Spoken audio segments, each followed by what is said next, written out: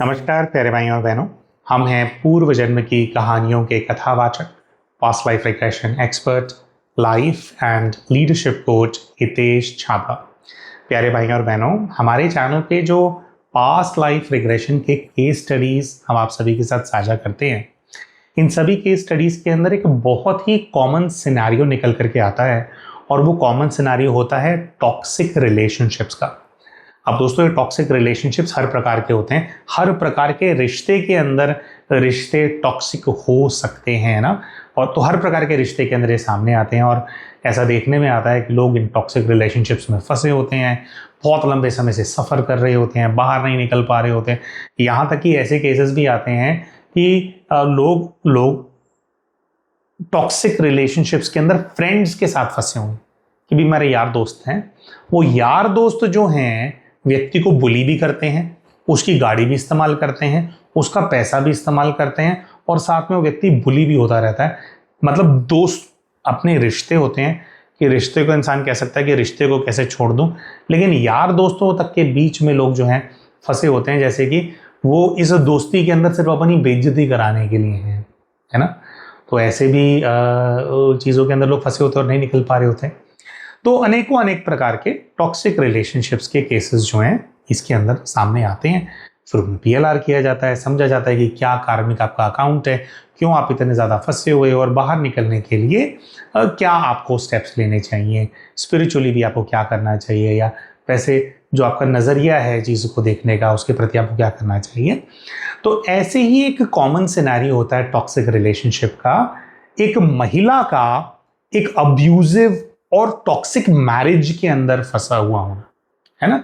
आगे बढ़ने से पहले हम ये बोलना चाहते हैं कि एक पुरुष भी अब्यूजिव और टॉक्सिक मैरिज के अंदर फंसा हुआ हो सकता है, लेकिन ऐसे केसेस हमारे पास कम आते हैं, महिलाओं के केसेस ज़्यादा आते हैं।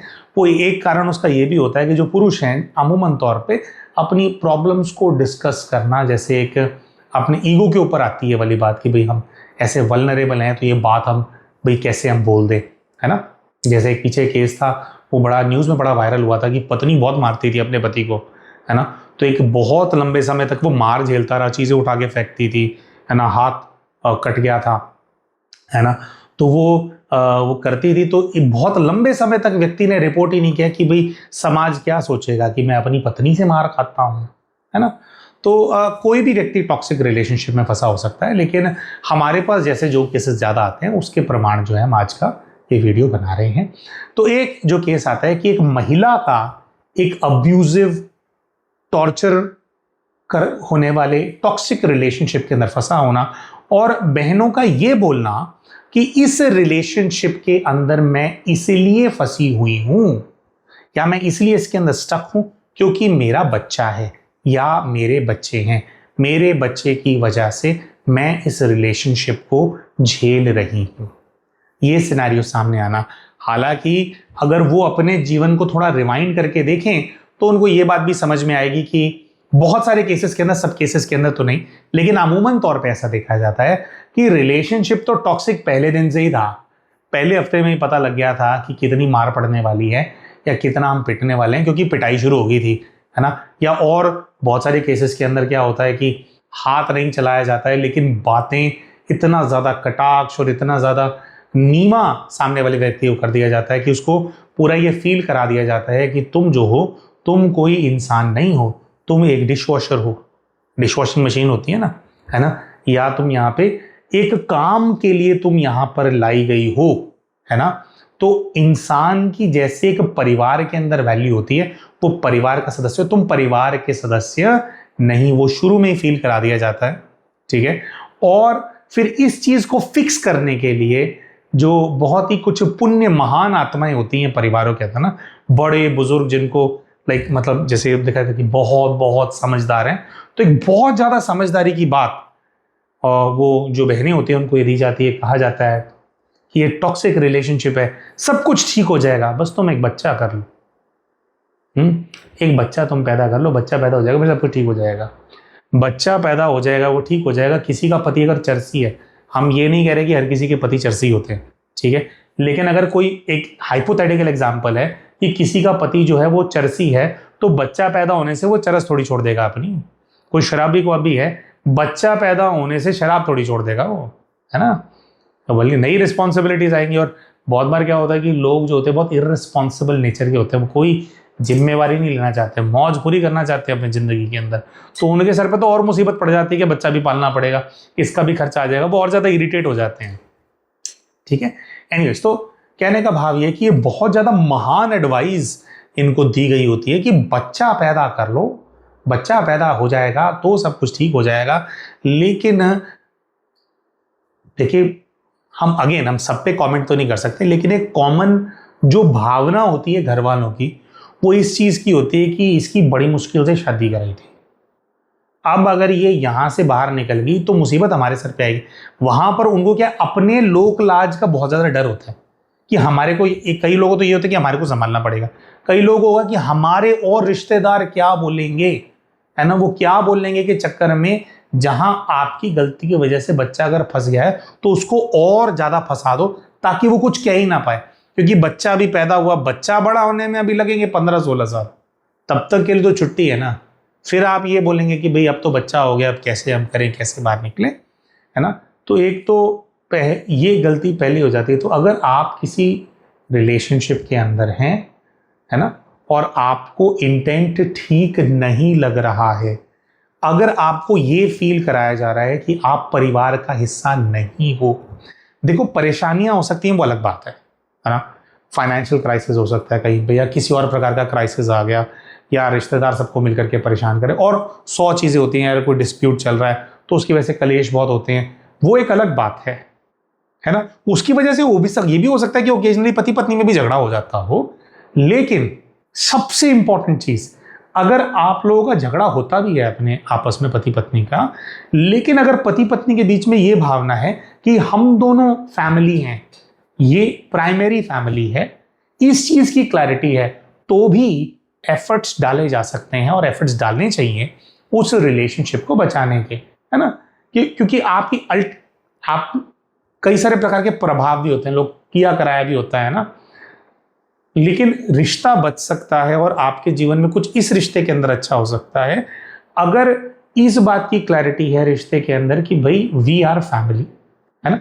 लेकिन अगर बात यह है कि अगर आपकी कोई जगह नहीं है और आपको ये चीज दिखाई दे जाती है कि आप परिवार का हिस्सा नहीं हो, आप अलग हो, बाकी का परिवार अलग है, तो ये बहुत बहुत बड़ा रेड फ्लैग है।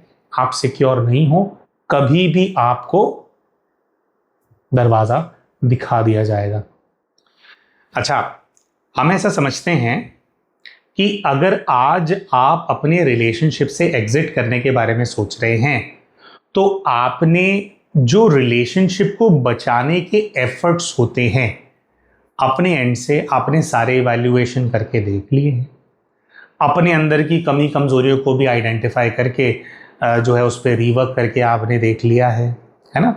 लेकिन फिर भी अगर रिलेशनशिप के अंदर जो सबसे बड़ा रेड फ्लैग होता है, किस केस के अंदर आपको वाकई में रिलेशनशिप को एग्जिट करने से पहले बिल्कुल नहीं सोचना चाहिए, वो है कि अगर आपके रिश्ते के अंदर जो आपके इन लॉज फैमिली है या आपके जो पार्टनर हैं, अगर वो आपको ये फील कराते हैं कि आप उनके टुकड़ों पर पलते हो, तो आपको ऐसे रिलेशनशिप के अंदर बिल्कुल भी नहीं रहना चाहिए। आप उनके टुकड़ों पे पलते हो, क्या मतलब होता है? मतलब ये होता है कि आप सिर्फ काम करने के लिए हैं, ठीक है, आप जो कहते हैं उस बात की कोई वैल्यू नहीं है, आपको अपना ओपिनियन रखना अलाउड भी नहीं है आपको, ठीक है, और जैसे दूसरों की खुशी के लिए आपको जीना है, आप एक मशीन हैं, ठीक है, और आपको ये फील कराया जाता है, आपको ये रियलाइज कराया जाता है कि इस परिवार के बाहर तुम्हारी कोई औकात नहीं रहने वाली है, तुम कुछ नहीं होगी, तुम बर्बाद हो जाओगी। अगर ये चीजें आपको फील कराई जा रही हैं तो मतलब आपकी जिंदगी फिर यहां पर भी बर्बाद ही होनी है। जब जिंदगी बर्बाद ही होनी है ना, तो बाहर जाकर के अपने आप अपनी जिंदगी बर्बाद कर लेते हैं, दूसरों के भरोसे बैठे रहने का फिर क्या फायदा है ना। तो लेकिन फिर भी हम बोलेंगे कि देखो, किसी भी चीज को संजोना और बनाना बड़ा मेहनत का काम होता है। किसी भी चीज को तोड़ देना, रिश्ते को तोड़ देना, चकनाचूर करना बहुत ही आसान है। कांच का ग्लास हाथ में लो, उसको ऐसे पकड़ो और छोड़ दो, वो एक सेकंड में नीचे गिरेगा और उसके कई टुकड़े हो जाएंगे। लेकिन आप सोचो कि वापस वो चूरे को इकट्ठा करके आप कांच का ग्लास बना लो, तो वो संभव नहीं है। आप ये भी सोचो कि शुरू से कांच का ग्लास जब बनाया जाता है तो उसके अंदर कितना लंबा प्रोसीजर होता है।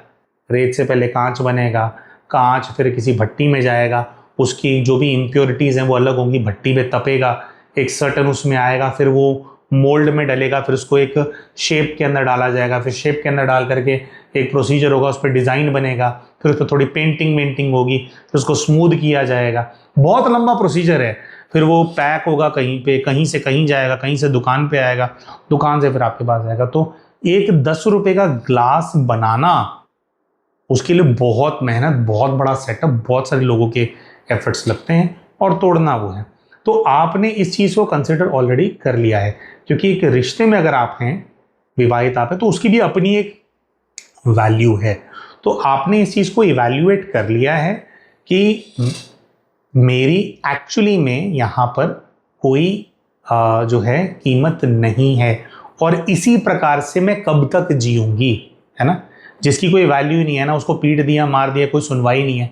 हाँ, तो अगर ये चीज़ आपको दिख रही है, आपने सारा कैलकुलेशन कर लिया है, तो उसके बाद ही हम ऐसा समझ रहे हैं कि आपने इस प्रकार का जो प्रश्न है उसको पुटअप किया है और आप रिलेशनशिप को एग्जिट करने के बारे में सोच रहे हैं। अच्छा, तो अब आपने फाइनली डिसाइड कर ही लिया है कि भाई मेरे को तो रिलेशनशिप से एग्जिट होना ही है, यहाँ से मुझे बाहर निकलना ही है। तो एक और बहुत इंपॉर्टेंट चीज़ जो आपको पता होनी चाहिए वो ये है कि इस पूरी दुनिया के अंदर कोई भी आपकी सहायता करने के लिए नहीं आने वाला है। हम बहुत बार इसलिए भी स्टक होते हैं क्योंकि हम कोई सपोर्ट ढूंढ रहे होते हैं कि कहीं से कोई हमारे को सपोर्ट मिल जाएगा, कोई हमारे सर पे हाथ रख जाएगा, हमारे मम्मी पापा हमारे को समझेंगे, वो नहीं समझते, अरे मेरा भाई समझ ले मेरे को, है ना, वो मेरे सर के ऊपर हाथ रख दे। देखिए, अगर आप अपने जीवन के अंदर लकी हैं, कोई ऐसा सपोर्ट आपको मिल गया तो वो आपके लिए बोनस है। लेकिन अगर ऐसा सपोर्ट, पहली बात तो वेट मत करो सपोर्ट का, क्योंकि कभी कहीं से कोई सहायता नहीं मिलती है। जिन लोगों को इस बात की क्लैरिटी होती है ना कि जो करना है वो मैंने खुद ही करना है, वो ही अपने जीवन में कुछ कर पाते हैं, क्योंकि उनको पता होता है कि अपने लिए रास्ते खुद बनाने पड़ेंगे, खुद चीज़ों को इवैल्यूएट करना पड़ेगा, खुद दिमाग लगाना पड़ेगा कहाँ से क्या बन सकता है। अच्छा, सौदा जो होता है, ट्रांजैक्शन जो होता है, उसको हम मदद नहीं बोल रहे हैं यहाँ पे। मतलब कोई तो परिस्थिति बनेगी ना, कहीं से फंड्स का अरेंजमेंट होगा, कहीं से कोई चीज़ होगी, एक टेम्पररी कुछ सेटअप होगा, है ना, तो उसके बारे में हम बात नहीं कर रहे हैं। एक्चुअली में मदद सोचने का मतलब ये होता है कि बस कोई आ जाए और मुझे यहाँ से निकाल ले। इस प्रकार की जो मेंटालिटी है वो आपको यहां भी बांध करके रखेगी, और यहां से कोई निकाल करके अगर आपको बाहर ले भी गया ना, तो यहां से भी ज्यादा बुरी हालत वहां पे होने वाली है। क्योंकि समाज जो होता है ना, बड़ा उसका इन्फ्लुएंस होता है हमारे जीवन के ऊपर।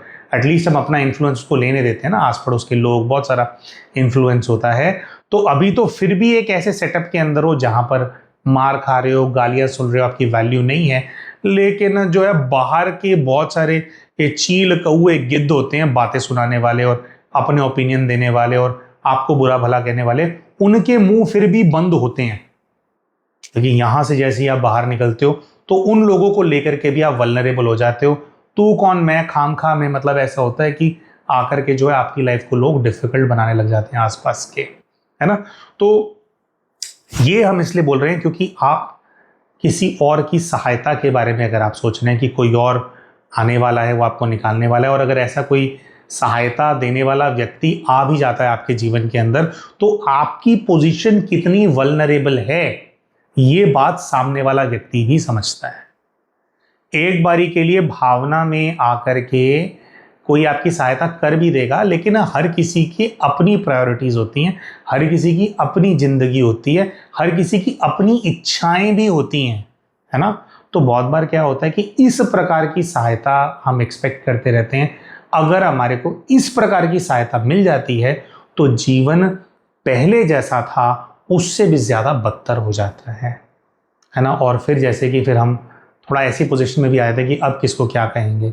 लेकिन अगर आप पहले से ये क्लैरिटी रखेंगे कि अपने ही पैरों पे खड़ा होना है, ठीक है आज नहीं हो पा रही हूं, अच्छा आज मेरे को चीज समझ में नहीं आ रही है, या आज मुझे कोई रास्ता नहीं दिख रहा, लेकिन रास्ता फिर भी ऐसा ही निकालना है जिसमें मैं मेरे पैरों पे खड़ी होंगी। यहां तक कि अगर आपके सगे माता पिता भी आपको इस परिस्थिति में से बाहर निकाल रहे हैं, एग्जिट करने में आपकी सहायता कर रहे हैं, तो उसको भी पूरी तरह से टेम्परेरी आप समझो, है ना। आपका सगा भाई भी अगर आपको ऐसी परिस्थिति से बाहर निकाल रहा है, सगी बहन भी परिस्थिति से बाहर निकाल रही है, आप एब्सोल्यूट क्लैरिटी रखो कि ये मेरी एब्सोल्यूट मजबूरी है कि अभी मैं इनकी हेल्प ले रही हूं बिकॉज आई एम स्टक, और ये जो मेरी हेल्प कर रहे हैं मुझे इसका एहसान भी चुकाना है, और मुझे इस सिचुएशन में नहीं रहना कि मैं इनकी हेल्प के सहारे ही सर्वाइव करूं। I have to find something for myself की जिसके ऊपर मैं मतलब कुछ अपना, जिसके बेसिस पे मैं अपने पैरों पे खड़ी होंगी। इस बात की पूरी क्लैरिटी रखना, तब ही रास्ते निकलेंगे, वरना कोई कुछ एडवाइस देगा, कोई कुछ एडवाइस देगा, अच्छा यहाँ से मदद मिलनी है उनके हिसाब से घूम गए, फिर वहां से मदद मिलनी है उनके हिसाब से घूम गए, इधर उम्मीद लगा ली उधर उम्मीद लगा, उम्मीदें लगाता रह जाएगा ना, और घूमते रह जाओगे और सारी जिंदगी खत्म हो जाएगी, कुछ नहीं होगा, गुड़ गोबर हो जाएगा। ठीक है, तो सब कुछ आपको खुद करना है, सारा सिस्टम खुद ही बनाना होगा। इस बात पे अडिग रहो और एब्सोल्यूट क्लैरिटी रखो अपने माइंड के अंदर, तो रास्ते जरूर निकलेंगे। अभी क्या होता है, हम सोचते हैं कि रास्ते हैं ही नहीं, वो इसलिए क्योंकि हम उस हिसाब से सोच ही नहीं रहे ना कि रास्ता हमारे को निकालना है। जब आप सोचोगे, आपकी बुद्धि उस चीज में लगेगी, एनर्जी उस तरफ फोकस होगी, तो रास्ते निकलने या रास्ते दिखने लगते हैं। तो प्यारे भाई और बहनों, हम इन सब चीजों के बारे में जो बात कर रहे हैं, ऑल इन ऑल हम ये कहने की कोशिश कर रहे हैं कि फिजिकल लेवल पे जो हमारी कैद होती है ना, उससे हम बाद में बाहर निकलते हैं। उससे पहले हमारी जो कैद होती है, जो प्रिजन होती है, वो मानसिक स्तर पे है, साइकोलॉजिकल लेवल पे है ना। हम ऐसी चीज़ों के अंदर फंसे हुए होते हैं जो कि अल्टीमेटली हमारे को दुख देने वाली होती हैं, और वो होती हैं एक्सट्रीम कंडीशंस। जीवन में संतुलन का ना होना, किसी भी रिश्ते के अंदर जब संतुलन नहीं होता तो हम स्टक हो जाते हैं और हम एक ट्रैप हो जाते हैं एक प्रकार से। उदाहरण के तौर पे, जैसे इस केस के अंदर बहनों का प्रश्न ये है कि हमारा बच्चा है या हमारी बच्ची है, किड्स हैं, उनकी वजह से हम इस रिश्ते के अंदर फंसे हुए हैं। ठीक है, देखिए, अगर आप एक ऐसे घर के अंदर रहना चूज करते हैं जिसके अंदर, अब हम दोनों एग्जांपल लेंगे, उदाहरण के तौर पे एक आपकी बेटी है और आपका एक बेटा है, आप ऐसे घर के अंदर रहना अगर चूज करते हैं जिसके अंदर आपके साथ मारपीट होती है, जिसके अंदर आपके साथ दुर्व्यवहार होता है, मतलब एक सिनेरियो है कि घर के अंदर जो बहू होती है, ठीक है, या घर के अंदर जो महिलाएं होती है, बहुत बार तो क्या है, बहुओं की बात भी नहीं होती, घर की बेटियां भी ऐसा सही टॉक्सिक माहौल झेल रही होती हैं, है ना, उनके भाई पीट रहे होते हैं, उनको पिता पीट रहे होते हैं, है ना, ऐसा ऐसे भी बहुत सारे केसेस देखे। तो एनीवेज, तो यहाँ पे बहू वाला एग्जाम्पल है, उसी पे रहते हैं। तो भी वहां पे है, ठीक है। तो आप इसलिए रुक रहे हो कि हाय मेरे बच्चों के भविष्य का क्या होगा, ठीक है, तो इस घर में आप रुक रहे हैं और आप एक्सट्रीम कंडीशंस को झेल रहे हैं, ये होप करते हुए कि जो बच्चे हैं उनका भविष्य अच्छा होने वाला है। गेस व्हाट, बहुत हाई चांसेस है कि उनका भविष्य अच्छा नहीं होगा। क्यों? हम बिटिया के स्टैंड पॉइंट से बोलते हैं।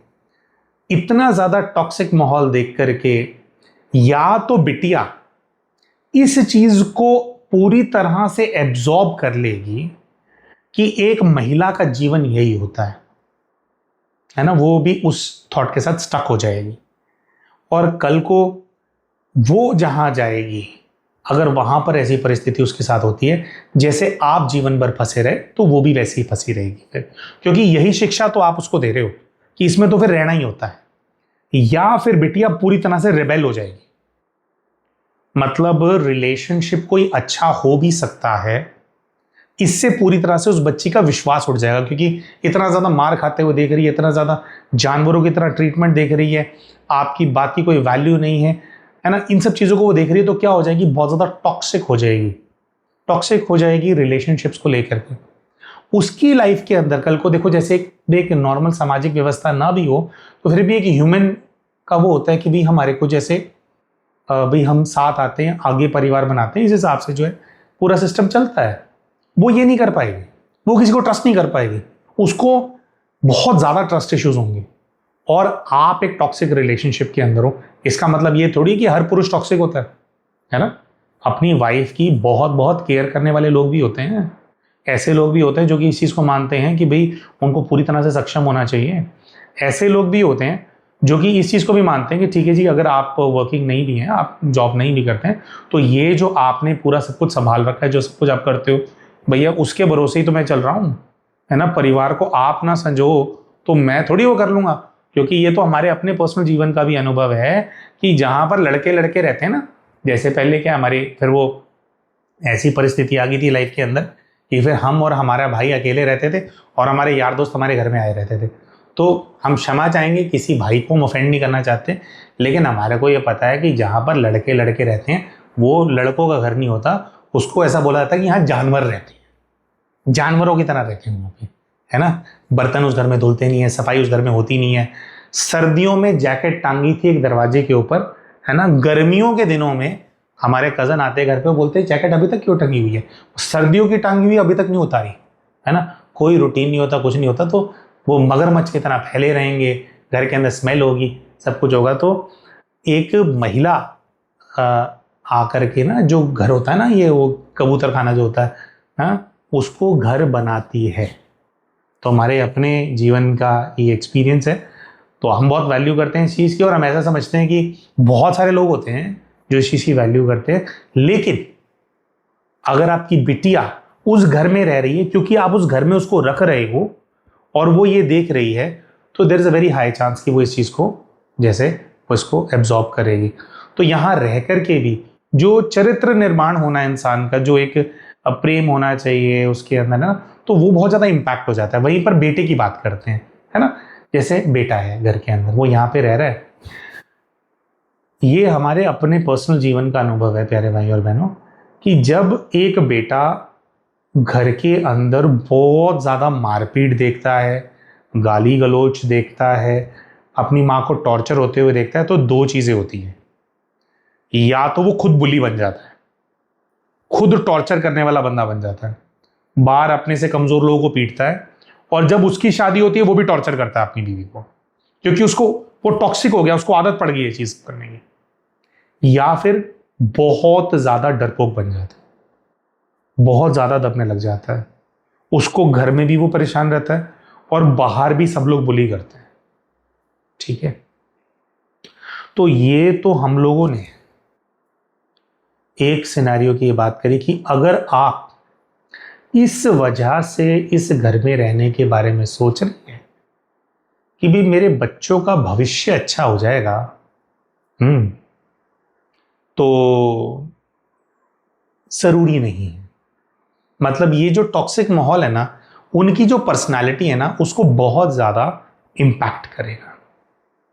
दूसरा हम सिनेरियो हम ऐसा भी लेकर के चलते हैं, बहुत बार क्या होता है कि ये तो वो वाला सिनेरियो होता है कि बस अपने बच्चों के लिए नहीं, बच्चों के सर से छत ना हट जाए या उनके सर से बाप का साया ना हट जाए, ऐसे हम सोच करके जो है वहां पर हम स्टक रहते हैं। हम ये इस बात को रियलाइज नहीं करते कि उन बच्चों का बाप वैसे भी कोई है नहीं, है ना। क्योंकि किसी का एक ना इंग्लिश के अंदर डायलॉग है एक मूवी का कि he may have been your father but he wasn't your daddy, है ना। बायोलॉजिकली फादर होना और बच्चों का पिता होना, है ना, पापा होना, ये दो अलग चीजें होती हैं। बच्चे किसी ने पैदा किए और कोई उनका पिता है, ये दो अलग बातें होती हैं। पिता वो होता है जो नर्चर करता है बच्चों को, पिता वो होता है जो जिसकी प्रोटेक्टिव इंस्टिंक्ट्स होती हैं, पिता वो होता है जो अपने बच्चों को, चाहे बिटिया हो चाहे बेटा, उनको बाहर क्या क्या बच्चे चैलेंज आएंगे उनसे लड़ने के लिए रेडी करता है, उनको समझाता है कि दुनिया की सच्चाई ये है मेरे बच्चे, अपना एक्सपीरियंस उनके साथ शेयर करता है ना, और नर्चर करता है उनको। हाँ, तो अगर एक्चुअली में आप ऐसे रिलेशनशिप के अंदर हो तो बाप तो वैसे भी नहीं उन लोगों का। तो ये गलत फहमी है आपकी कि बाप का साया उनके सर से हट जाएगा, वो साया है नहीं। वैसे भी बच्चे बहुत ज़्यादा वल्नरेबल हैं, और जहाँ पर इस तरह का रिलेशनशिप होता है वहाँ पर आपके रिश्तेदार भी आपके बच्चों को जो है अब्यूज़ भी करते हैं। Abuse, I literally mean abuse होते हैं ऐसे बच्चे, रिश्तेदारों के माध्यम से उनकी बेइज्जतियाँ होती हैं, उनको इंसल्ट फील कराया जाता है ना। अच्छा, ये तो एक सिनेरियो हो गया जिसकी वजह से आप बच्चों की वजह से यहां पर रहना चूज करते हो। दूसरा सिनेरियो है कि आप अपने बारे में सोच करके इस रिलेशनशिप से बाहर निकल जाएंगे, अलग से अपने बच्चों को पालेंगे या वो करेंगे, वो बाप का साया सर से उठ जाएगा। उस वाले पे हम थोड़ा आगे फर्दर बात कर रहे हैं। तो बाहर निकल जाएंगे तो क्या होगा, उसका भी एक फियर होता है ना। तो यहां पे रहेंगे, उससे भी रिलेटेड एक चैलेंज है कि बच्चे टॉक्सिक टॉक्सिक बन जाएंगे, ठीक है, और वो इस तरह से बिहेव करेंगे। क्योंकि क्या है कि एक बहुत बड़ा फियर होता है कि कल को बच्चे पैदा कर लिए, हमारे रिलेशनशिप के अंदर जो कॉम्प्लिकेशन है उसकी वजह से बच्चों से हमारे को बातें सुननी पड़ेंगी। तो आपको ऐसा लग रहा है पहले तो कि अगर आप यहां पर रुकते हैं तो आपको बातें नहीं सुननी पड़ेंगी। ऐसा नहीं है। बहुत हाई चांस है टॉक्सिक माहौल के अंदर बच्चे या तो बिल्कुल दब्बू बन जाते हैं जैसे हमने बोला, या फिर बच्चे बहुत टॉक्सिक बन जाते हैं। आपका बच्चा दब्बू बन गया, अपनी जिंदगी में कुछ कर नहीं पाएगा, हर जगह पे उसको फेलियर होगा, हर जगह पे वो परेशान होगा, इस चीज को देख करके भी आप दुखी होगे। या फिर बच्चा टॉक्सिक बन गया तो ये जो सारी चार दीवारियां और उनकी जो फीसें जा रही थी, जो वो महंगे अंग्रेजी स्कूल में पढ़ पा रहे थे, इन सब चक्करों में जो आप यहाँ पे रुके और बच्चे टॉक्सिक बन गए, तो टॉक्सिक बच्चों से आप ये एक्सपेक्ट नहीं कर सकते ये कल को वो आपसे तमीज से बात करेंगे। कल को वो वहां पर भी जो है कुछ ना कुछ जो है टॉक्सिसिटी जो है आपके ऊपर अपनी उड़ेलते रहेंगे, आपको भी बातें सुनाते रहेंगे। क्योंकि बच्चे भी जब बड़े होंगे वो भी इस चीज को देखते हैं, रियलाइज करते हैं कि this person is to be taken for granted. भाई आप हो ही ग्रांटेड लेने के लिए। जब उनसे इतनी बातें आप सुनते रहे, आपकी वहां पर कोई वैल्यू नहीं है, हाँ, तो कल को फिर बच्चे भी वैल्यू नहीं करते। एग्जाम्पल्स में नहीं जाएंगे, एग्जाम्पल्स बहुत सारे हमारे पास, हमारे आसपास भी हैं। तो अच्छा, दूसरे इस चीज के अंदर अब आ जाते हैं। दूसरा क्या है कि भी आप ये सोचते हैं कि भाई हाँ, तो ये हमने बोला कि भी यहां पे रहते हो तब भी बातें सुननी पड़ेंगी। दरअसल आपको रिलेशनशिप से बाहर आपको जो निकलना है, कौन सी बात आपको रोक रही होती है? यही वाली बात रोक रही होती है कि कल को मेरे बच्चे मुझे बातें सुनाएंगे, कल को मेरे बच्चे मुझे बातें सुनाएंगे कि तुम्हारी वजह से तुमसे रिलेशनशिप मैनेज नहीं हुआ होगा, है ना, तुम्हारी वजह से जो हमारे जो वो पिता हैं उन्होंने हमारे को छोड़ दिया, हम कामयाब नहीं हुए, उसके पीछे तुम हो, तुम लोगों का रिलेशन था, ब्लेम गेम करेंगे। इंसान इन चीजों से बहुत ज्यादा डरता है कि अगर मैं बाहर निकल जाऊंगा तो भाई मैं बाहर निकल जाऊंगी तो इस तरह की बातें कल को मुझे सुनने को मिलेंगी। क्योंकि समाज मेरे बच्चों को बोलेगा कि तुम्हारे सर पे बाप का साया नहीं है, तो समाज उनको फिर कुछ टॉर्चर करेगा, तो वहां से मुझे बातें सुननी पड़ेंगी, तो मैं कैसे निकलूं? तो पहली बात तो यह है, गेस व्हाट, आप यहां रहोगे तो भी बातें आपको सुनने को मिलेंगी, आप इससे बाहर निकलोगे तो भी आपको बातें सुनने को मिलेंगी।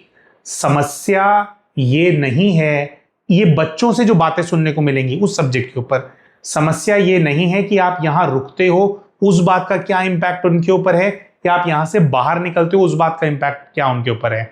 समस्या है बैलेंस ना होने की, सही एक्सपेक्टेशंस ना होने की। आप रिलेशनशिप से बाहर निकलते हैं, देखो बच्चे पता है कब ब्लेम गेम करते हैं, जब आप उनकी सारी मुसीबतें अपने सर पे ओटने के बारे में सोच रहे हैं। आपको इस बात की क्लैरिटी रखनी होगी कि हर किसी के अपने कार्मिक अकाउंट्स होते हैं, और आप जितना आपकी क्षमता है आप उतना कर सकते हो, और जैसे आपको अपने पैरों पे खड़ा होना है वैसे ही आपके बच्चों को भी अपने पैरों पे खड़ा होना है। जैसे आपके कार्मिक अकाउंट्स हैं वैसे बच्चों के भी कार्मिक अकाउंट्स हैं। तो यहां पर हम बैलेंस की बात कर रहे हैं प्यारे भाइयों, है ना। कहीं पर भी तो बैलेंस का मतलब ये होता है कि अगर आप रिलेशनशिप से बाहर निकलते हैं तो रिलेशनशिप से बाहर निकल करके भी बहुत सारी माताएं बहनें होती हैं, वो सोचते हैं कि वो खाएंगे क्या, वो पिएंगे क्या, 8-9 साल का बच्चा है, कैसे खाएगा, कैसे वो करेगा। 8-9 साल का बच्चा सक्षम होता है, आप कहीं काम धंधे पे जाते हैं, कुछ आप अपना छोटा मोटा बिजनेस सेटअप करते हैं, वहां पर बच्चा आपके साथ रह सकता है, ठीक है ना। या अगर छोटा बच्चा है तो आपको इस चीज को झेलना पड़ेगा कि थोड़े टाइम के लिए उसको क्रैच में पालना पड़ेगा, कि आप कमाई करो, बच्चा क्रैच में पलेगा जब तक आप बाहर अपने जॉब पे या अपने बिजनेस को संभालने के लिए आप जा रहे हो, क्योंकि वो बहुत छोटा है, ठीक है। कुछ चीजों से बच्चा डिप्राइव होगा, है ना। हम सोचते हैं कि वो जो 24 घंटे हम नर्चर करते हैं ना, वो वाली नर्चरिंग उसको मिले। देखो बच्चे को मिलनी चाहिए, किसी बच्चे के साथ ऐसा ना हो कि उसको नर्चरिंग ना मिले, है ना। अभी हमारी तो माँ चली गई थी, हमारे केस में हमारे को नर्चरिंग मिल पाई क्या, है ना। तो आपके केस के अंदर भी आप जिस परिस्थिति के अंदर फंसे हुए हो, अगर स्वर्ग से दार गए, ऊपर ही चले गए, तो भी वो नर्चरिंग उनको नहीं मिलने वाली है, तो भी वो वल्नरेबल हो जाएंगे, तो भी सब लोग उनको खाएंगे। इससे बढ़िया ये है कि आप जिंदा रहो, जिंदा रह करके जितना उनके लिए कर सकते हैं, एक सही बैलेंस उसके अंदर भी जरूरी है, उसके बारे में भी बात करेंगे, वो आप करो। और बच्चों को शुरू से बात उनके कान के अंदर डालो कि मेरी लाइफ की भी इंपॉर्टेंस है, कि मेरे साथ ऐसा दुर्व्यवहार होता था, मैं उस चीज को नहीं कंटिन्यू कर पा रही थी, मेरे लिए बहुत डिफिकल्ट था, है ना। तो ये आप कम्युनिकेट करो। हम लोग के साथ प्रॉब्लम क्या होती है, हम लोग ना, क्योंकि बच्चे हैं हमारे, हम इतना ज्यादा गिल्ट में होते हैं इस चीज की कि इनको तो परफेक्ट लाइफ मिलनी ही चाहिए, सारी दुनिया की खुशियां मिलनी चाहिए। ये मूवीज के अंदर बहुत अच्छा लगता है ये वाली बात, लेकिन जैसे मेरी लाइफ परफेक्ट नहीं हो सकती, आपकी लाइफ आप कितना भी प्रयास करो परफेक्ट नहीं हो सकती, कुछ ना कुछ संघर्ष वगैरह सामने, इसी प्रकार से उन आत्माओं की भी यात्रा है, परफेक्ट नहीं हो सकती। और वैसे भी सब कुछ मिल जाए, ऐसी परिस्थिति के अंदर जो इंसान होता है ना, वो उसके ना हड्डियों में पां ही पड़ती है, वैसे भी ना वो नकारा निकम्मा ही बनता है। इट इज बेटर कि कुछ ना कुछ पुरुषार्थ व्यक्ति के जीवन के अंदर हो, कुछ ना कुछ संघर्ष व्यक्ति के जीवन के अंदर हो, और सही समय से सब कुछ संभालने के प्रति जो है व्यक्ति जागृत हो, है ना। तो आपको बैलेंस लेकर के आना है अपने और अपने बच्चों के रिलेशनशिप के बीच में। यानी कि पहले आपको अपने अंदर क्लैरिटी लानी है कि देखो भैया परफेक्ट तो होगी, यहां भी परफेक्ट नहीं होगी बच्चों की लाइफ, यहां से बाहर भी परफेक्ट नहीं होगी, दोनों ही केसेस के अंदर कुछ ना कुछ वो है। लेकिन चाहे आप चूज करो कि मुझे रिलेशनशिप में रहना है, या आप चूज करो रिलेशनशिप में एग्जिट करना है, बच्चों से काम करवाओ, बच्चों को रिस्पॉन्सिबिलिटीज दो, अपनी रोटी खुद बनाने के लिए उनको प्रेरित करो। क्योंकि माहौल बड़ा खराब है, अगर आप यहां पे रहना भी चूज करते हो, आपको कुछ हो जाता है तो कौन खिलाएगा रोटी उनको। उनके पास इतना तो होना चाहिए कि अगर घर में सामान पड़ा तो उठा के अपनी रोटी खुद, दाल सब्जी खुद बना कर खा लें। तो बच्चों को प्रिपेयर करो, मतलब इसमें कुछ बुराई नहीं है। हम लोग ऐसा सोचते हैं कि अरे अपने बच्चे से पोछा मरवाया, अरे अपने बच्चे से खाना मंगवाया, मैं किस चीज के लिए हूं, है ना। हमेशा वैसे भी आप उनके साथ नहीं रहोगे। तो कोई भी व्यक्ति जो सक्षम है वो हर परिस्थिति के अंदर खुद को मैनेज कर लेता है। हमारे अपने जीवन का ये बहुत बड़ी हमारी सीख है, हम किसी भी परिस्थिति के अंदर मैनेज कर लेते हैं ना। क्यों? क्योंकि सब कुछ हमें खुद करना आता है। घर के काम भी आते हैं, बाहर का काम भी आता है ना। ये बिजनेस भी सेटअप कर रहे हैं, नौकरी भी किया हुआ है, बिजनेस चल रहा है, काम चल रहा है, बिजनेस ही हमारा तो, है ना। तो काम चल रहा है, ये भी मैनेज्ड है, घर भी मैनेज्ड है। अब पहले पता नहीं हमने बोला या नहीं बोला, लेकिन मतलब हमारे को ऐसा है कि अपने घर के अंदर खाना हम ही बनाते हैं। हमारे को ही पसंद है कि खाना मैं बनाता हूँ, है ना। और सबको हमारे घर के, हमारे हाथ का खाना ही पसंद है। तो काम धंधा भी मैनेज करें। चलो परमात्मा की कृपा है कि अपने घर से हम काम कर रहे हैं, वो भी चलो ऐसी परिस्थिति फिर बनाई ना, हमने बना पाए ना, कर पाए, अपनी मर्जी से अपने घर में रह पा रहे हैं, अपने घर से ही काम कर पा रहे हैं। क्यों? सब कुछ करने में सक्षम है। वो कैसे बने? सब कुछ अपने आप करना पड़ा बचपन के अंदर, है ना। तो वो जो सब कुछ अपने आप करना पड़ता है ना, वो ना वरदान बन जाता है। तो इसीलिए बच्चों को परफेक्ट लाइफ देनी है, इस चीज के ऑब्सेशन से बाहर निकल करके उनको काम आना चाहिए, जिससे वो सक्षम बने, है ना। और बहुत बार ऐसा होता है कि ऐसे ना माताएं बहुत ज्यादा काम करती हैं, बच्चों को कोई वैल्यू नहीं होती, अब ये बना दो ना, वो बना दो ना। जब बच्चे को पता होता है ना कि जब किचन में आप खड़े होते हो और कैसे पसीना आता है, और कैसे हर बार जब आप तड़का लगाते हो उसमें क्या मेहनत लगती है, एफर्ट लगते हैं, इंसान खड़ा होता है, थकता है, कैसे उसमें जो शरीर है वो गलता है। जब बच्चे खुद करने की आदत होती है तो उनको वैल्यू होती है बल्कि आपके एफर्ट्स की, आपने उनको वो दिया ही नहीं। तो पहली बात तो क्लोजर इस पे ये है कि चाहे आप रिलेशनशिप में रहें या आप रिलेशनशिप से बाहर निकलने के बारे में सोचें, दोनों ही सिनेरियोस के अंदर कुछ ना कुछ बातें आपको सुनने को मिल ही सकती हैं और सुनने को मिलेंगी। लेकिन अगर आप बैलेंस्ड अप्रोच लेकर के चलेंगे, बैलेंस्ड अप्रोच का मतलब ये है कि मुझे ही सब कुछ करके देना है, एक तो इस प्रेशर से आप बाहर निकलेंगे, मतलब पूरा सेल्फिश भी नहीं हो जाना। कुछ लोग तो सेल्फिश हो जाते हैं कि मुझे कुछ करना ही नहीं, तू ही करेगा, तू मेरी औलाद है, तू कर, है ना, वो भी नहीं करना। बैलेंस्ड अप्रोच कि आप उनके लिए करेंगे भी और साथ साथ उनको सक्षम बनाएंगे भी कि वो खुद के लिए सब कुछ करने में सक्षम हो। ये आपका गोल होना चाहिए। जब आप ऐसा करेंगे तो अच्छे एक चरित्र का निर्माण होता है, बच्चे जिम्मेवार बनते हैं, है ना। तो ये है। तो जब आप इस चीज़ पे क्लैरिटी रखेंगे कि किसी भी सिनेरियो के अंदर बच्चों की लाइफ परफेक्ट नहीं होने वाली है, तो आप उस फियर से मुक्त हो जाएंगे। क्योंकि आप क्यों बाहर नहीं निकल रहे हो? क्योंकि आप सोच रहे हो कि यहां पर उनको कुछ परफेक्ट लाइफ मिलने वाली है। कोई परफेक्ट लाइफ नहीं है ना। अच्छा, लेकिन सुख सुविधाएं तो हैं यहाँ पे, है ना। तो भाई यहां से बाहर निकलना क्यों है, हम क्यों कर रहे हैं इस चीज के बारे में बात, या आप क्या सोच रहे हो, है ना। देखो, एक और बहुत इंपॉर्टेंट चीज है, वो ये है, स्पेशली विशेष इसका नोट हमने मंथन करके बना करके रखा हुआ है। इस कैद में रहोगे तो कुछ सिक्योरिटी, धन और सुविधाएं जो मिल रही हैं वो मिलती रहेगी। ठीक है। जब आप कोई भी कैद तोड़ करके बाहर निकलते हैं तब आपको पता लगता है कि बाहर की दुनिया में कितनी हॉस्टाइल परिस्थितियां हैं। आपको इस बात की क्लैरिटी भी होनी चाहिए कि कैद तोड़ करके जब बाहर निकलोगे तो परिस्थितियां सुधरने वाली नहीं है, परिस्थितियां और ज्यादा बिगड़ेंगी, और ज्यादा परेशानियां, मुसीबतें, स्ट्रगल, दिन रात का काम, मेहनत, बहुत कुछ आएगा और स्ट्रेस आएगा। स्ट्रेस कम नहीं होने वाला है, क्योंकि अगर आपका भाग्य अच्छा होता, और भाग्य कैसे बनता है, हमारे पूर्व के जन्मों के कर्मों से बनता है, ठीक है। तो वो भाग्य हम ही बना करके आए हैं, भगवान पे ब्लेम करने के हिसाब से भाग्य नहीं बोल रहा। अगर आपका भाग्य अच्छा होता, अगर कॉम्प्लिकेशंस नहीं होते आपके कार्मिक अकाउंट्स के, तो यहीं पर ही आपको अच्छा जीवन मिल जाता। तो ये भी आपको क्लैरिटी रखनी है कि यहां से बाहर निकलूंगी तो ये जो सारे हमने बात करी कि रिश्ता हो गया, और बहुत सारे स्ट्रगल्स आपके पास आएंगे, अपने आप को बनाने में, अपने आप को खड़ा करने में बहुत मेहनत लगेगी, अपने आप को मेंटली स्टेबल करने में, स्टेबल रखने में भी बहुत मेहनत लगेगी। तो स्ट्रगल खत्म नहीं होने वाला है। यहां से अगर आप बाहर निकलते हो, स्ट्रगल खत्म नहीं होने वाला है। ये आपके चॉइस की बात है कि क्या आप क्या चूज करना चाहते हो।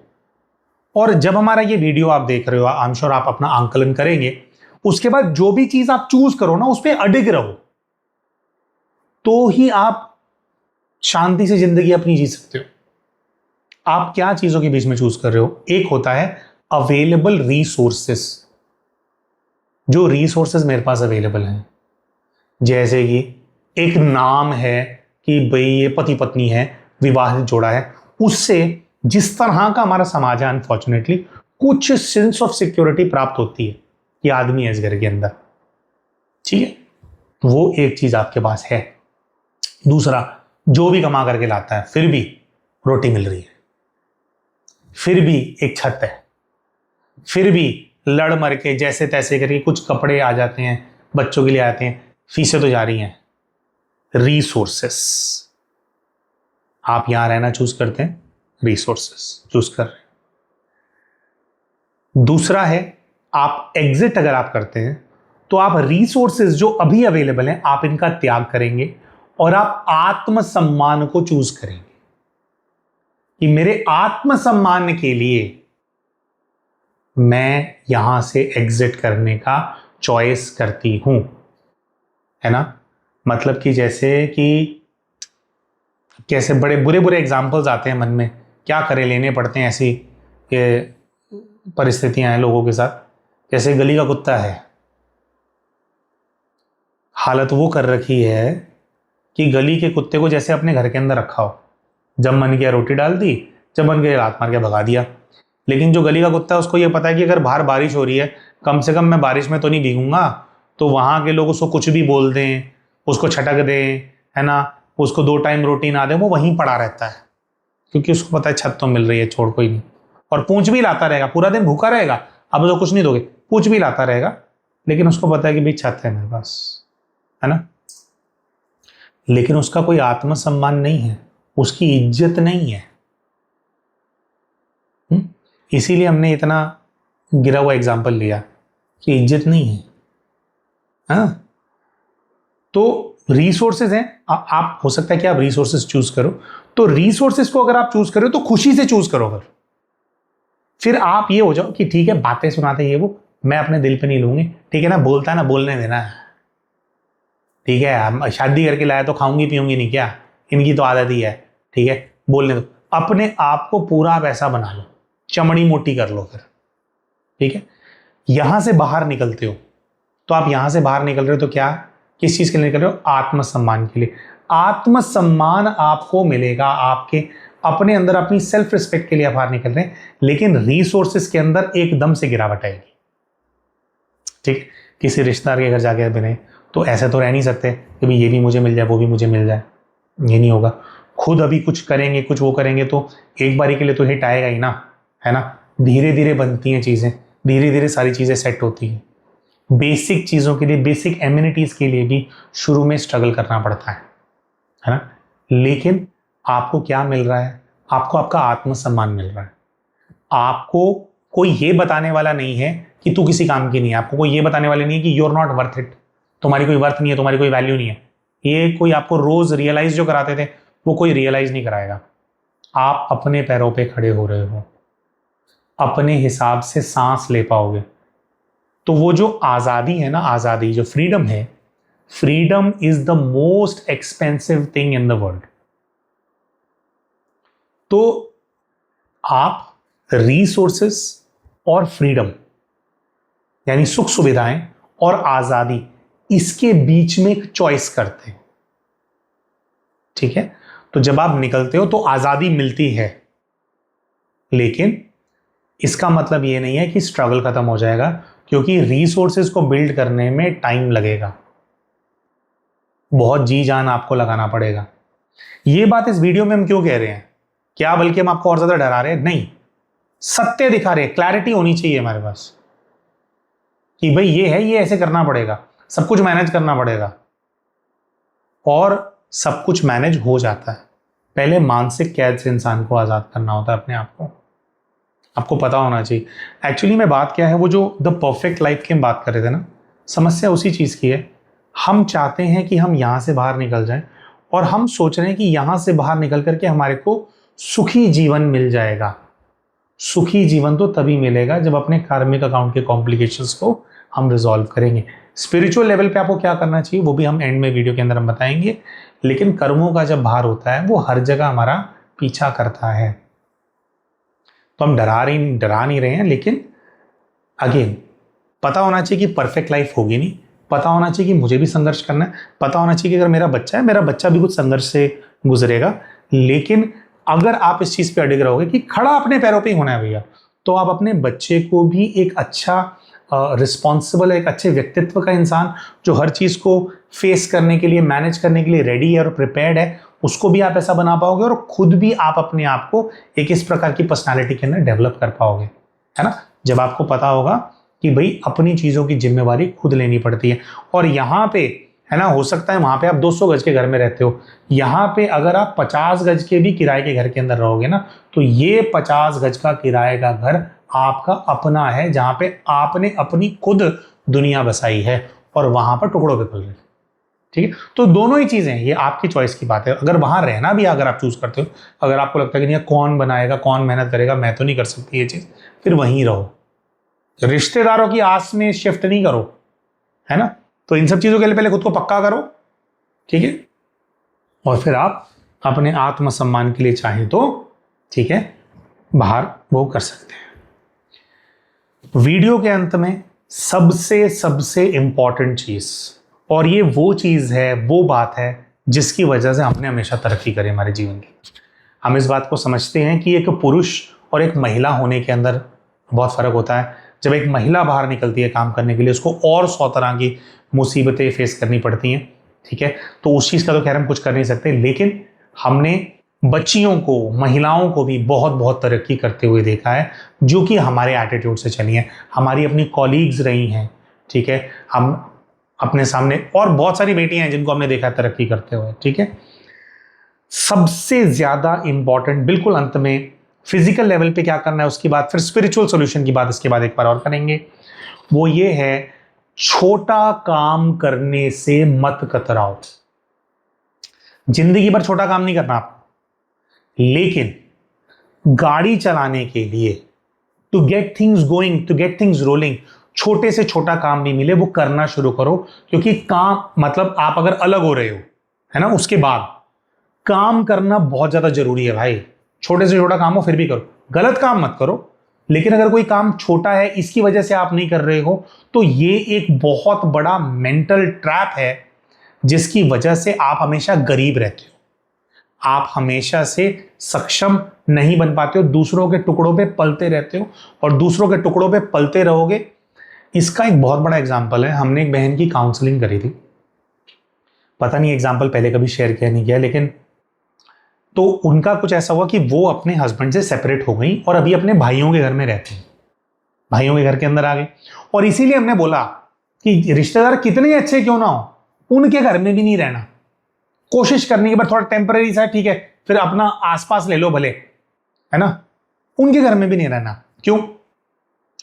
तो बहन ने उनको ऐसे ऐसे किया, तो उनके जो जिस स्थान पे वो थे ना, उसके आसपास का इस तरह की मार्केट्स थी, ये उनके स्पेसिफिक बात कर रहे हैं कि वहां पर ना फूड स्टॉल लगाया जा सकता था, बहुत रिक्वायरमेंट थी इस चीज की।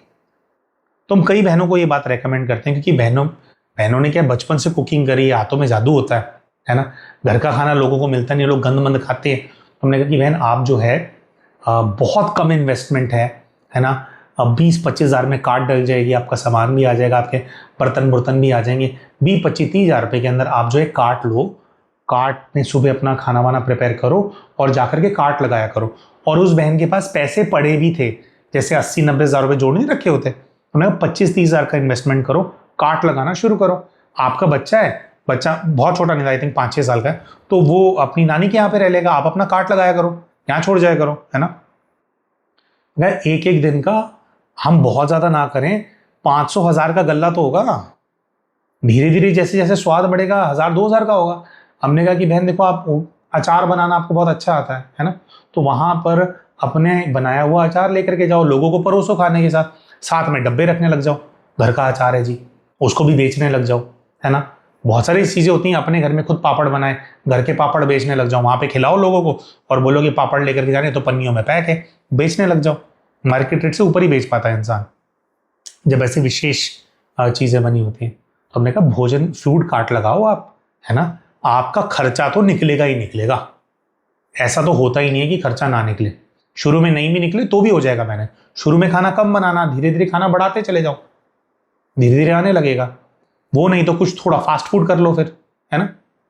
तो बहन एकदम से वो हो गई कि नहीं नहीं नहीं नहीं, ये नहीं कर सकती मैं। क्यों नहीं कर सकती? उन्होंने कहा कि भी प्रेपरेशन वगैरह में ये वो ऐसे।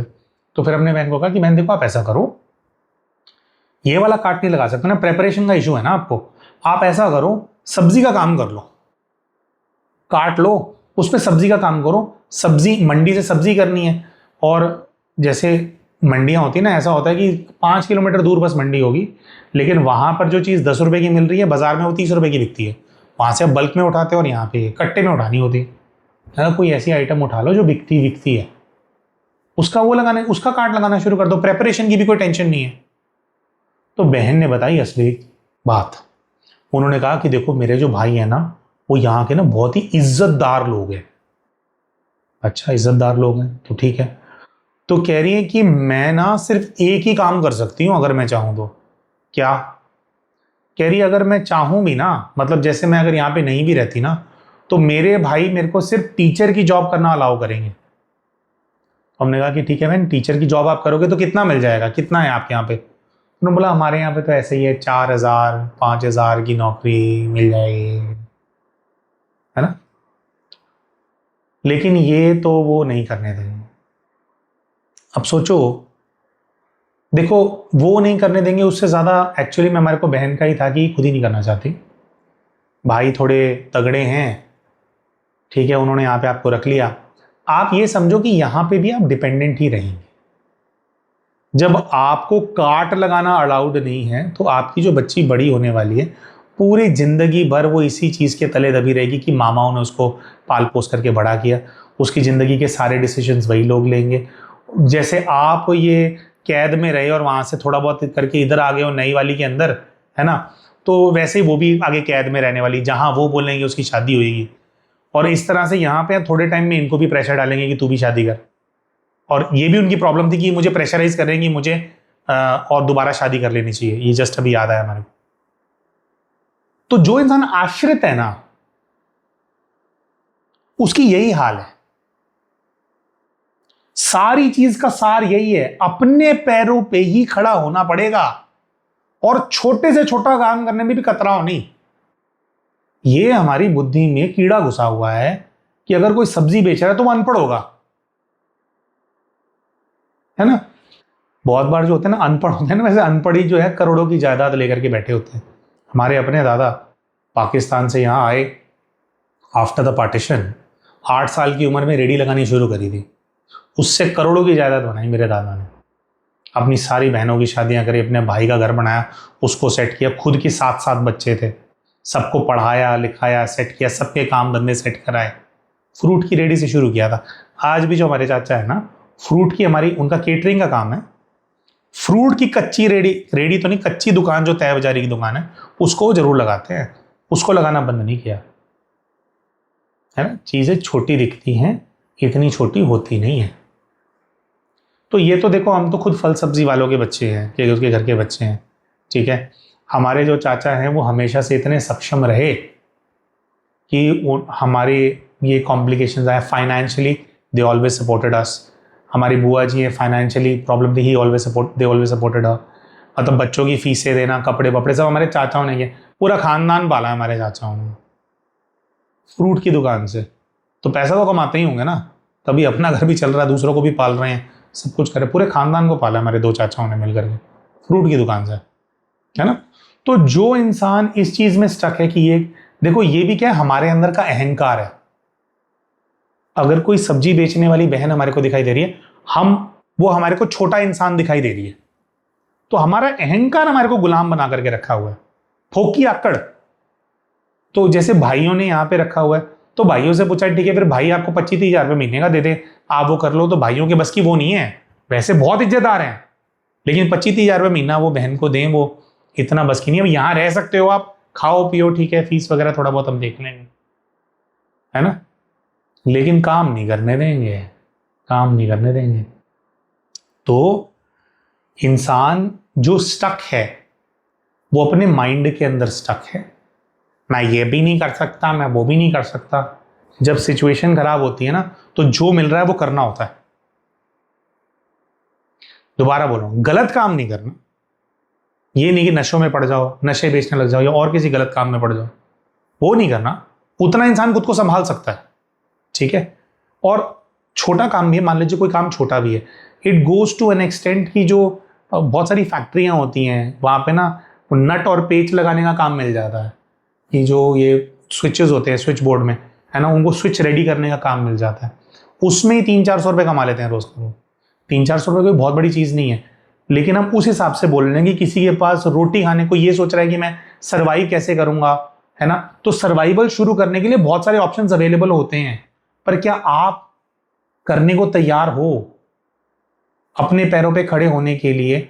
वो स्ट्रगल, अपनी इमेज छोड़ने को तैयार हो? सारी बात इस चीज की है, मेरी इमेज छोड़ने को तैयार हो। तो इमेज कॉन्शियस नहीं रहना है। छोटे से छोटा काम अगर आप करने को अगर आप तैयार हैं और ये संकल्प आपके मन के अंदर है कि भी मुझे अपने पैरों पे खड़ा होना है, तो कोई आपको गुलाम नहीं रख सकता। क्योंकि हमारे को जो रिसोर्सेज यहां पर हैं, जो इमेज है, हमारे को उस इमेज को मेंटेन करना है। इस इमेज को मेंटेन करने के चक्कर में ही हम वो करते हैं। और जो ये बात होती है कि समाज वाले क्या कहते हैं, वो एक्चुअली जो समाज वाले क्या कहते हैं, that is also connected to आपकी वो जो इमेज कॉन्शियसनेस है। तो इमेज कॉन्शियसनेस छोड़ो, बच्चों को बिल्कुल परफेक्ट लाइफ मिले इस चक्कर में मत पड़ो। खुद भी सक्षम बनो, उनको भी सक्षम बनाने के बारे में सोचो। इस तरह से उनको भी एंगेज करो कि वो सक्षम बने, अपने आप करें।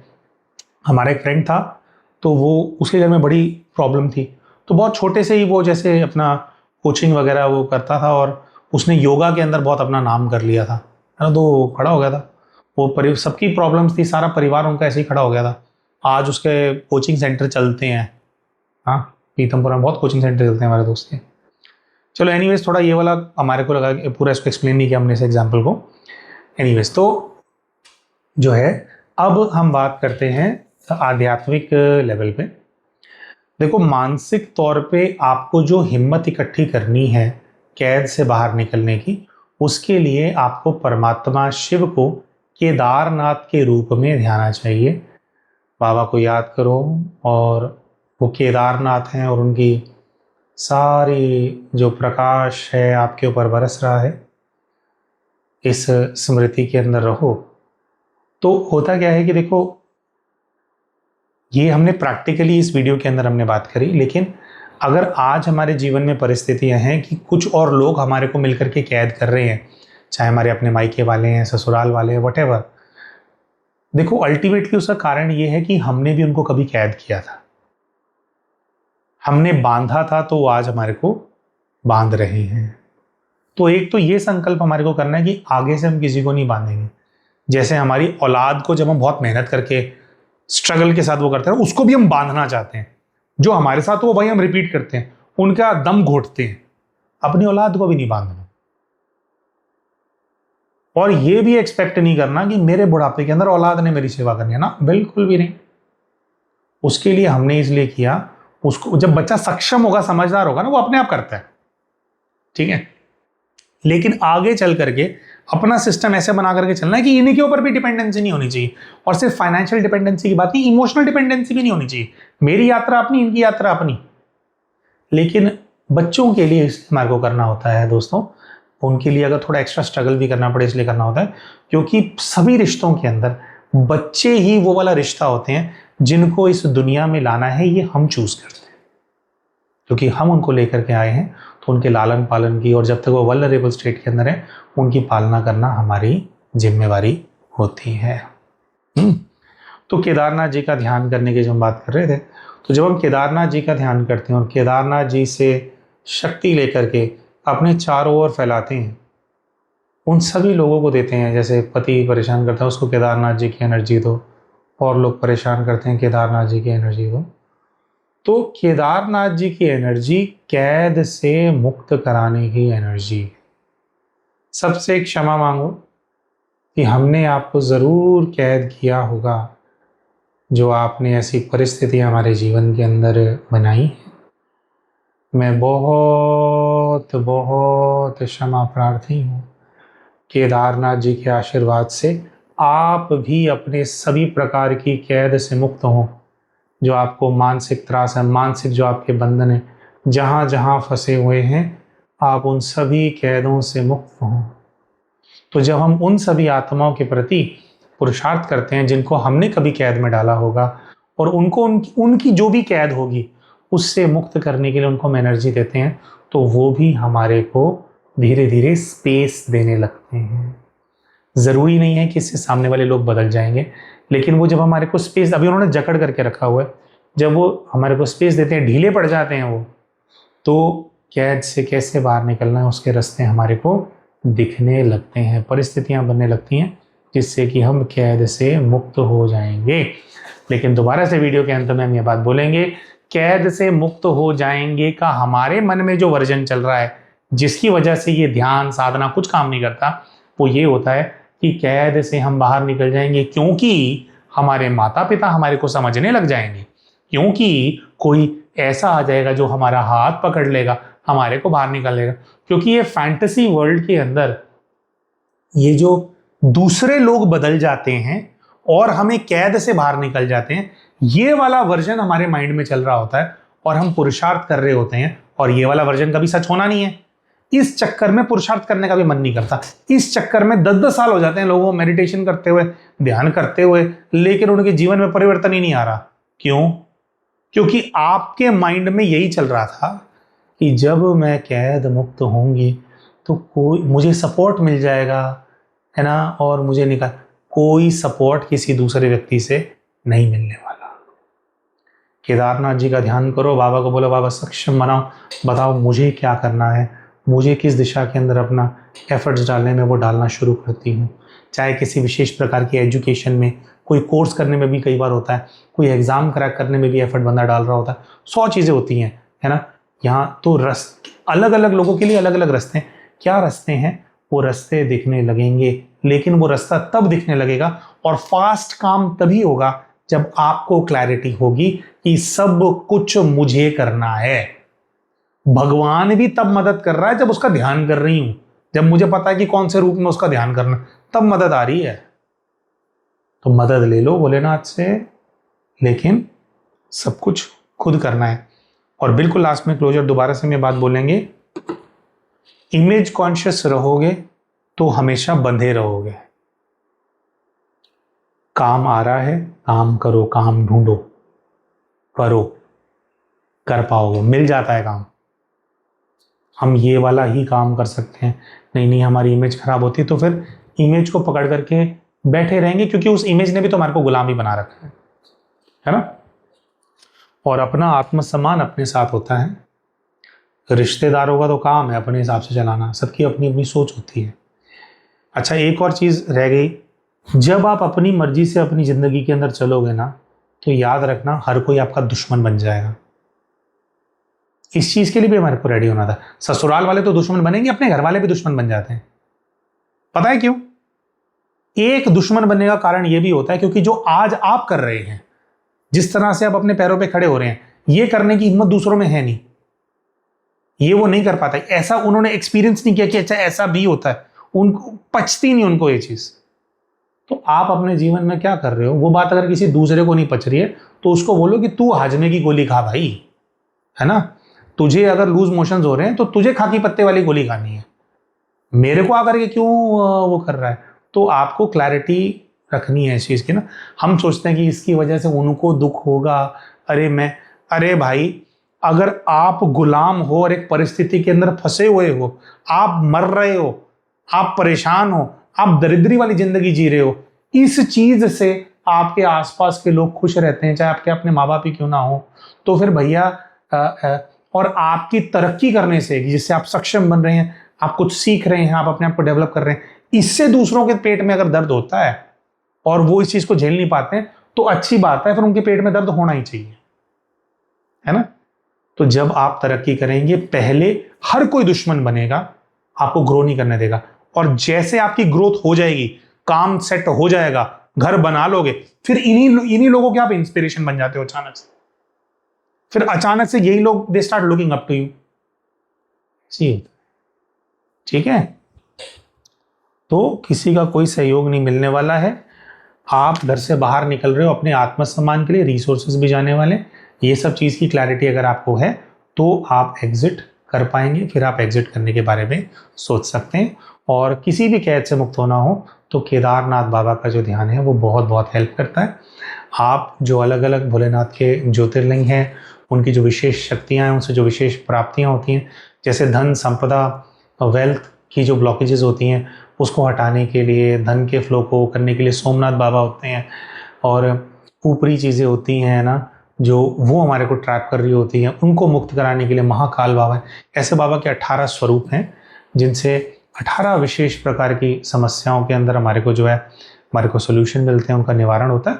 अगर आप ये सीखना चाहते हो कि कैसे, कौन से स्वरूप से क्या प्राप्ति है, कैसे हमारे को जीवन को सुधारना है, कैसे अपने जीवन को पर्पसफुल बनाना है, कुछ बड़ा करना है अपने जीवन के अंदर, तो उसके लिए हमारे इस वीडियो के पिंड कमेंट के अंदर हम एक व्हाट्सएप ग्रुप का लिंक आपके साथ शेयर करेंगे, जिस पे अगले महीने, अगस्त के महीने के अंदर 15 तारीख के आसपास से एक मेडिटेशन कोर्स कराया जाएगा। सभी ज्योतिर्लिंगों की नॉलेज के बेसिस पे वो आप सीखो और उससे अपने जीवन के अंदर बाबा की शक्तियों का इस्तेमाल करो, अपना जीवन परिवर्तित करो, अपने आसपास के लोगों का जीवन परिवर्तित करो और अपने जीवन को कोई अच्छी दिशा दो, है ना। कुछ बड़ा करने के लिए जियो, खा पी तो हर कोई रहा है, ठीक है। तो आप अपने जीवन के अंदर तरक्की कर पाएंगे। इस वीडियो से आपका कुछ फायदा हुआ होगा, इसी शुभ भावना के साथ इसको संपन्न करते हैं। मिलते हैं आप सभी के साथ हमारे अगले वीडियो के अंदर, तब तक के लिए नमस्कार।